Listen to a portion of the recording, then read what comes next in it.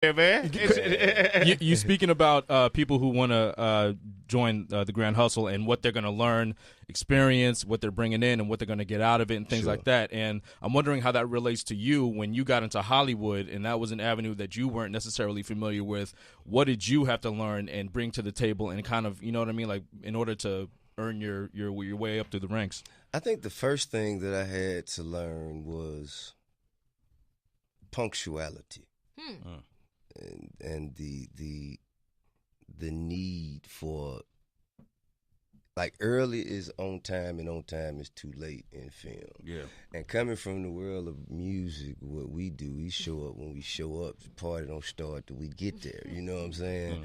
And you know, it's much more of a team effort, and there's more money on the line. And if you show up and you're late and you put off production for however many minutes, hours, or so on and so forth, then that affects a long list of things. You know, there's a huge domino effect to that.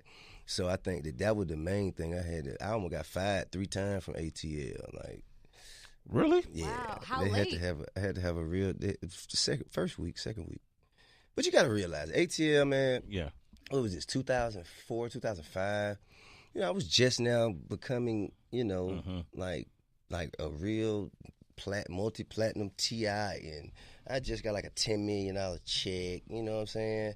I think they might have gave me 75 cents to do the movie, you know. So here I got this money. I'm pulling up in a Rolls Royce, you know, smoke all out the sunroof, you know what I'm saying?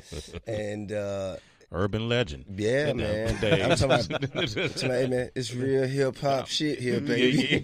Can't get this nowhere else. You know, it's authentic. You know what I'm saying? So, but it was my first film, and I was number 1 on the call sheet. Like, I was the star of that movie.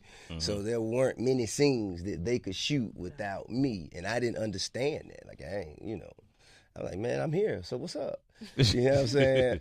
And Chris Robinson had to have a real like I don't want to say a firm talking to, but he let me know, man, hey, listen, man, you can't fuck this up for me, man. You know what I'm saying? This is my first movie too, you know what I'm saying? And all these other people, man, they say, you know, it's an opportunity, and if you mess it up, if they fire you, they're not gonna hire nobody else, then that's just over. The movie just over. So I was like, yeah, I guess I'm being selfish. Been on time ever since. Yeah, it was Chris Robinson, Charlie Mack, and my manager, Brian Scher, actually. That was his first interaction with me when he was an agent at ICM. That was like his first job was to fly to Atlanta and tell T.I. he's going to get fired if he don't show up on time. Wow. How'd he do? I did the movie. How's the movie? The movie was great. It's a cult classic. All right, we got Morris on the line from Florida. Go ahead, Morris. What's good, team? What's popping? What's happening, G? What's happening? Hey, Tip, I was always wondering, man, how do you stay so focused with everything you have going on as far as being a parent, as far as being an entertainer, an actor, and businessman? I guess time management, delegation, prioritizing your obligations and responsibilities, you know what I mean? You know, certain things, there's never going to be enough time for everything. Yeah. It never will. Right. So you just got to figure out what you got on your plate that you're going to, no matter what, make time for, you know what I mean? And once you figure out how to do that and make necessary adjustments whenever necessary, I think it becomes easier. Damn, we got that game right there, Morris. What we're going to do is we're going to take transcripts from all of the T.I. interviews we done. But easier. Yeah. It never gets easy. Yeah, okay. It just becomes easier. You know what I mean? The sooner you start doing it, the better you get at it. The better you get at it. Yeah, we're going to make a book. We're going to do an unauthorized T.I. book. I'm just going to take all the interviews I've done with you and just put them all together. You know what? That would be interesting, especially since when we first started interviewing and my perspective and outlook on things versus the last ones. I think that would be interesting. That'd be interesting. Yeah, I'd like to hear it. Yeah, it's fun for me to hear it. Brandon Yeah, you said something really interesting to me. I'm not gonna recollect when we had the Billboard Music Awards when we were talking about an opportunity you have. I won't get into that. Mm-hmm. And then you were saying, man, I'm gonna call on all you guys because y'all been in those front lines. Yeah, sure. I'm an accidental activist. Like, this is. I didn't come in this way. This is something that, due to the climate of what's going on in the country, I just felt. I feel like I would be remiss. I'd be a punk ass nigga if I just sit still and do nothing and just lay back and relax in the lap of luxury that is my lifestyle. Yeah, like that would be some sucker shit to me.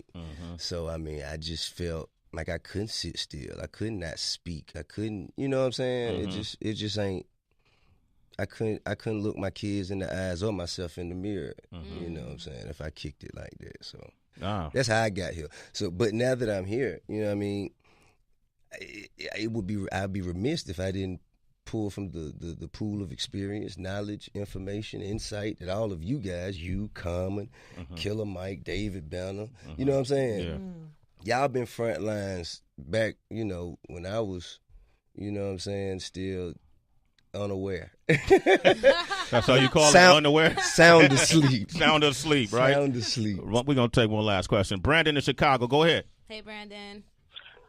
Hey, how you doing? Doing great, man. What's going on? How you doing, King? What's happening with you? Appreciate you. Okay, it's like, I'm curious. Okay, everybody with this Black Lives Matter and stuff like that, correct? Okay, y'all speak out when it's a white guy, when a white cop kills a black man, which is statistically low. But where are y'all at when these black men are killing black men? I don't see y'all marching in the streets. Like, I'm out here in Chicago, and it's a white preacher that comes out here and marches in the streets over black people killing black people. Let me ask you a question. 16 incidents, maybe. Yeah, I'm listening. How much, I think that this is the thing, okay? People in communities are going to have discrepancies. There are going to be random acts of violence in every community, and that could increase or decrease depending on the level of opportunities, experiences, and the level of education that this community has to offer the people in it. Now, if there is more of that kind of activity, it is because there is more of a deficit. There's a very decreased level of opportunity, very decreased level of experiences, and a very decreased level of education. So that means everybody in there are kind of, for lack of a better term, fighting for a smaller piece of pie, and there's more people reaching. So quite naturally, that is going to, inevitably lead to some level of aggression or violence, okay? Now, in other areas, with those opportunities, education, and experience and resources, there is white-on-white crime too, but why is there no such thing as white-on-white crime? Why is that never addressed, okay? I think that we are kind of dealing with the environment that we have been placed in. Like, we were placed in a position where we all had to fight for the same small piece of pie when opportunities have been abundant on the other side of town. Now, the better question is, why haven't we marched to the other side of town and say, hey, we need some of these opportunities and some of these resources?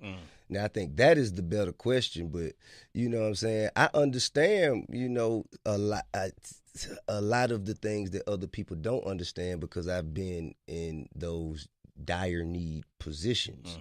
You know what I mean? So I can't, I could tell you put the guns down, but I ain't gonna tell you not to go for yours. Right. You know what I'm saying? Yeah. And if somebody try to step across a line and violate something that you've worked hard and earned for, then the Bible say you have a right to defend that with your life. You understand that? So the more people step across lines trying to go for something that ain't theirs, or the more people are willing to step across lines to go for something that ain't theirs, the more of these fatal interactions we'll continue to have. Brandon, thanks for your call, man. You're a citizen, man. We got to wrap it up. We got to wrap it up. Tracy had a quick question. All right, go ahead, Tracy. Really real quick. Yeah, Tia, outside of us knowing you for your activism, for your great business moves, for your amazing Instagram commentary, for better or for worse, we've also seen so many headlines about your marriage. Different stories about private investigators, what have you. Talk to us a little bit about navigating marriage, the challenges of marriage, and how you're able to be at a good place. I mean, man. T.I. go, yeah. Where you going? I'm gonna be honest with you. That one question, I don't know how to answer. I don't know. You know what I'm saying? You don't leave. I mean, that's it. They don't know what else to do. You know what I'm saying? You buy Mercedes Benz for birthdays. Listen, man, small price to pay for peace of mind. You know what I'm saying? And you make sure everybody is happy and satisfied and some kind of way, you know what I'm saying? Don't focus on the bad, focus on the good, you know what I'm saying? But sometimes when everybody else seems to focus on so much of the bad, even when it's not their business, that really bothers me. That really bothers me, you know. The fact that so many people are in my business and they go through the same thing themselves. Right. So many people have comments on my situation when they have far worse situations of their own that they don't handle. They don't take their own advice. And then all these girls who comment and this, that, and the other about me, when they see me, they at me. Yeah. At you. You dig what I'm saying? Yeah. Right. So, like, what are we doing here? Come on, man. Yeah. What y'all fake caring about today? Yeah. Fake caring. Shout out to Lil Duval. Okay. Lil Duval. Hey, man, give it up for T.I., man. Appreciate you, family. Creator and executive producer of The Grand Hustle, premiering Thursday, July 19, 10 p.m. on BET, man. Come back, hang out with us, bro. Right on. All right.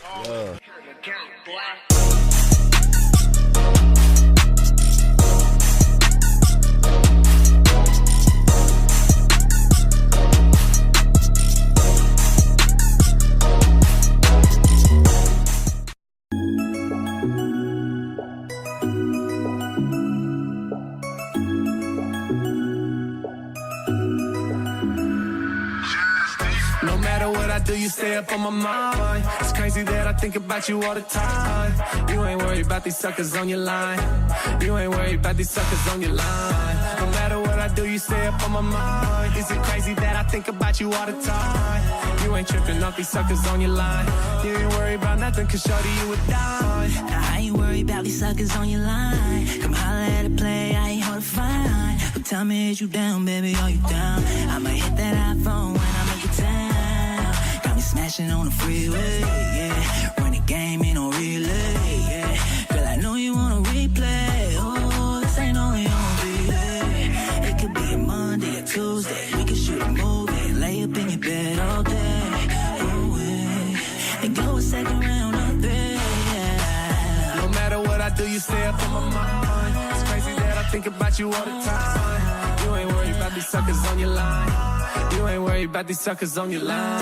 No matter what I do, you stay up on my mind. Is it crazy that I think about you all the time? You ain't tripping off these suckers on your line. You ain't worried about nothing, cause shorty, you would die. Listen, I ain't trying to play you, girl, this ain't Nintendo. I'm with the homie at the crib, pull up and bring a friend, oh. I respect that you ain't nothing like these other bimbos. Them hoes get no play, they won't see the end zone. I only share the rock with you, don't take it for granted when I say I rock with you. I'm headed to the top with you. We grind, we shine together, we unstoppable, straight up. Yeah. We getting straight to that bag, huh? I'm trying to make this shit last, yeah, but I don't need no Viagra, no. I got the juice and it's natural. That's why she stay up on my mind like a tattoo. No matter what I do, you stay up on my mind. It's crazy that I think about you all the time. You ain't worried about these suckers on your line.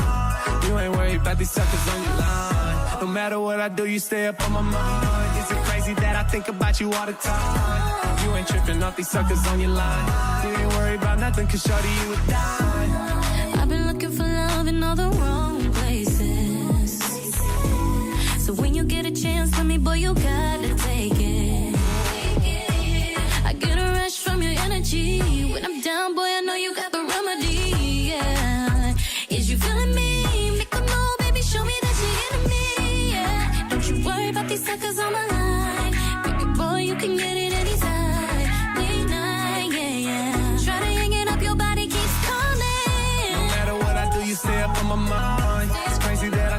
about you all the time. You ain't worried about these suckers on your line.